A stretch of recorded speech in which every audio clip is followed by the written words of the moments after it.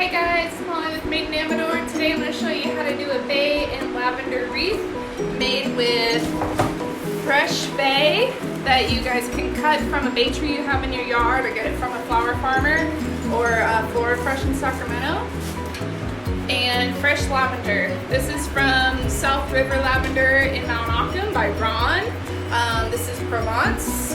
And I cut it this morning so it's nice and fresh. You can also do this with dry lavender, but the dry lavender is much easier to crack and break. The other things you're gonna need is to have clippers. You're gonna need paddle wire, which I use 24 or 26 gauge paddle wire. You're gonna also need a wreath ring. So these I get from a wholesale floral supply store, but you can get the same exact thing at Dollar Tree or Walmart. This is a 12-inch or 14-inch ring with the extension of all the leaves and stuff. It ends up being like 16, 18 inches, which I think is perfect for your front door or a kitchen cabinet. So, but you can get them in huge, you can get them in small, you can get grapevine wreaths, whatever it is you're looking for. So let's get started. Before we start, you gotta get your materials from either a flower farmer or Florida Fresh in Sacramento, or go harvest it yourself from your own garden or a neighbor that doesn't mind you trimming their tree a little bit. So here's where I get lavender and bay.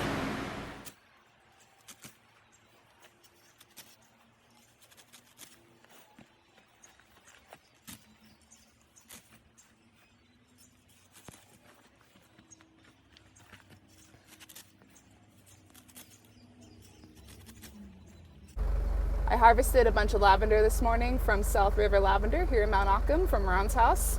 This is Provence lavender, and I got a big armload that'll probably take care of about 10 wreaths or so. So it's about 1 or 2 bundles per wreath that you're gonna wanna get.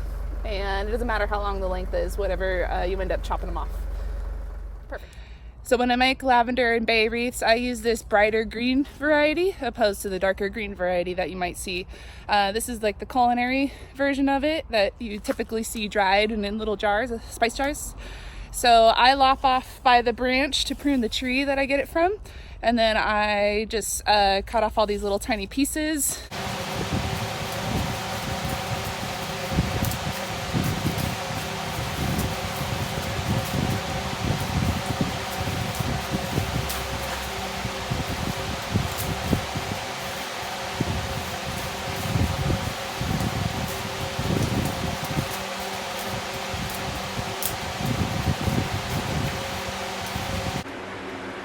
Alrighty, so to start, you're gonna take your wreath ring and you're gonna choose one of these little intersection areas where it crisscrosses. You are gonna take your paddle wire, spool it out a couple inches, and you're gonna go under one of the top 2 rings, right in the middle, and you're gonna do a full loop around the top 2 rings, and then you're just gonna kind of crisscross around this intersection here, and you're just looping over. So if you can see, I've gone around the 2 middle rings, and now I'm crisscrossing to go around the perpendicular direction. You don't need to do any knots or anything. You just loop around and just pull tight. Basically, your goal is to be able to pull tight. If you can give it a little tug and it won't go anywhere, you've done it. So if that means you tied a knot or just did twisty ties, you've done it. Okay, and then the next step is to start sectioning off your bay into smaller pieces.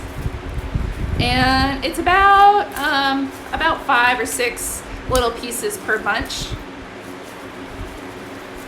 And you're just gonna assemble your bay branches in segments in a little fan shape.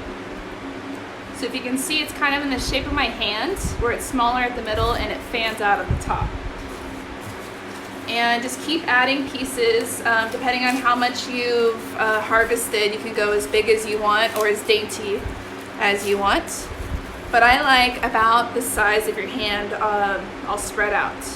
So I'm just pinching it at the bottom, and there's about 3 or 4 inches of stem sticking out. And over my thumb, it's about the size of my palm, all spread out. So that's perfect, that's ideal for me.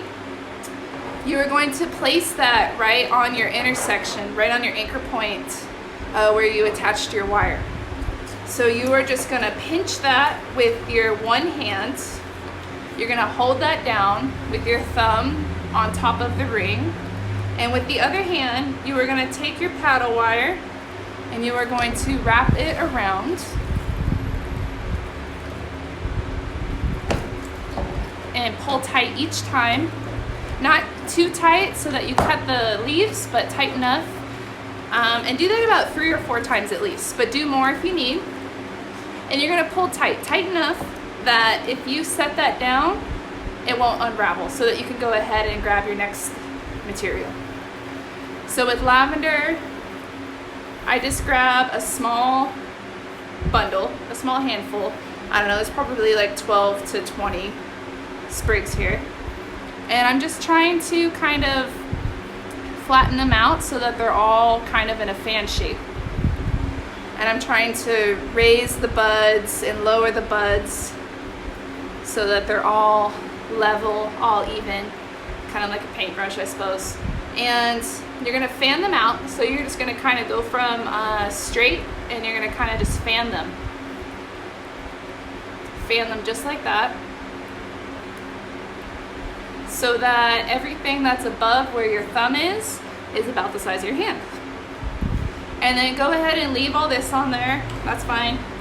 And then you're gonna place it on top of that same bay section that you just put on, just right on top of it, because working with fresh or dried lavender, the lavender is kind of fragile, so if you try to mess with it too much, you might break a lot of the seeds off and lose a lot of really good color. So you're just gonna try to kind of fan it out just on top of that bay, try to incorporate it. You're gonna hold it down with one hand again, and then you're gonna wrap with your paddle wire at least 3 times, pulling tight every time. And then just kind of adjust it to make everything look cohesive. And then you're gonna go back to your bay, and you're just gonna snap off these bigger branches into smaller size pieces until you get a same size bunch that you had the first time. So for me, that's about the size of my hand, my palm spread out. And so I'm pinching it right at the bottom, and there's a few inches sticking out the bottom again, and everything that's sticking out the top is about the size of my hand. So I'm gonna place that right on top of the lavender section. About 4 inches lower. I want this to be nice and full, so I'm kind of stacking it. If you want it to be more sparse, more petite looking, you might want to space it out just a little bit more. But basically, you want to cover your wreath ring, and you want to cover this wire. So I'm going to stack it a little heavy because I want this to be a nice full wreath. So with one hand, I'll hold it down, and with the other hand, I will wire it. So I'm just wrapping it around.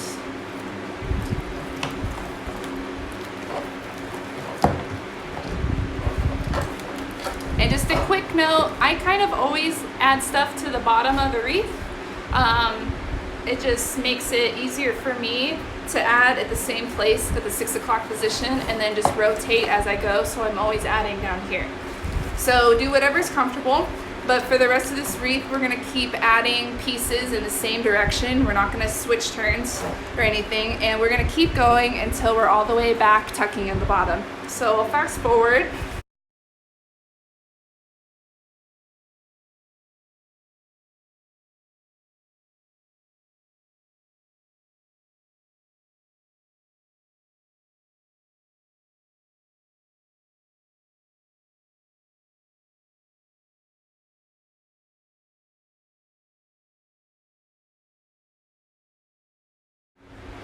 Okay, so towards the end of the wreath here, when we get to the very end, we're gonna start to overlap the first section. So as we start making our little groups of lavender and bay, we're gonna wanna start cutting the stems super short so that we don't have too much overlapping happening. So we're just gonna place it down, we're gonna wrap it, and then we're gonna make sure that we're not tying down our first section, so we're gonna keep lifting it up and making sure that it's free. So every time from here on out, you're gonna start lifting up the first section to make sure that you're not crushing any of those lavender or bay leaves. So we're gonna make our little fan here, and I'm gonna cut off the excess, so I really only have like 3 or 4 fingers worth of stem sticking out of the bottom.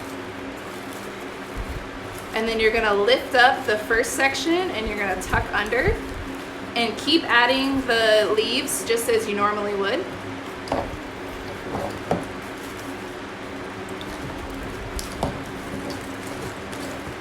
Tie 3 times, tie tight, get your lavender, about a handful worth. You're gonna tuck all the buds into the same row about.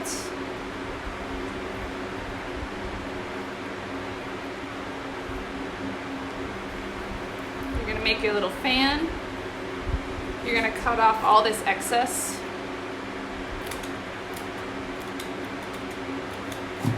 You're gonna lift up the first part and tuck your lavender under it. Kind of hold it down with one hand and tie with the other, making sure that you're not tying the first leaves.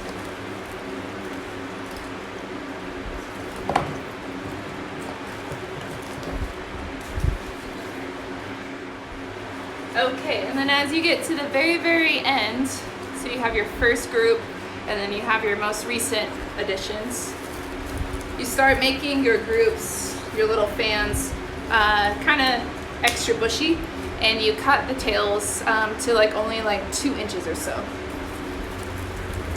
just to make it easier for you to tuck them in. So you're gonna lift up the very first bunch and you're gonna tuck your last bunch under, and it's kind of helpful if you keep your thumb there as like a barrier in between the two, and you wrap your wire around.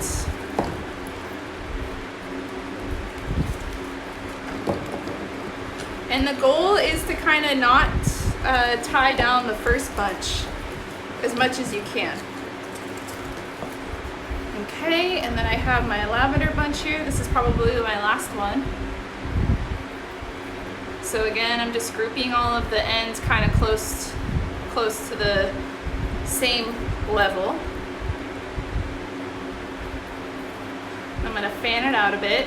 And for these last couple ones, you're gonna cut them very, very short.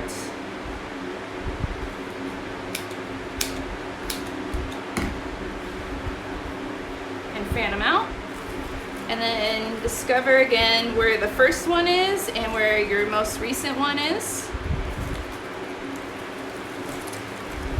And you're just gonna tuck it in there and fan it out. And this is your last one, so you really want to try to make it look like it's a seamless transition between your first bunch of bay and this very last one. So you want to tie it with these last ones. You might be able to get away with just doing two ties, and then you're just going to kind of adjust the leaves so that you kind of can't tell where it stops and starts. Okay, and so then to tie this off, what I do is you carefully flip your whole wreath over and place it down carefully so that you don't break any of the lavender. You pull fairly tight, even if you bend the ring just a little bit. Then you're gonna cut this to give yourselves at least 6 inches of wire, but you're gonna cut the spool off so that it's free. And with the 6 inches of wire, you're just going to select one of the rings. So just pick one of these rings and you are just going to thread the wire through to wrap around just that one ring. And you're gonna pull tight on the first one, at least. And then you're gonna do a second. And then on the third one, what I do is just do a simple loop, kind of like if you were sewing, you might just simply loop your thread through. So what I do is I just simply loop through and pull tight, and then you can cut the excess off. You can go ahead and make a ring to hang on a wire or a nail or something, but I kind of just hang the ring itself on the nail or the wreath hook. And then there you have it. You have a gorgeous bay and lavender wreath to enjoy. Thank you guys.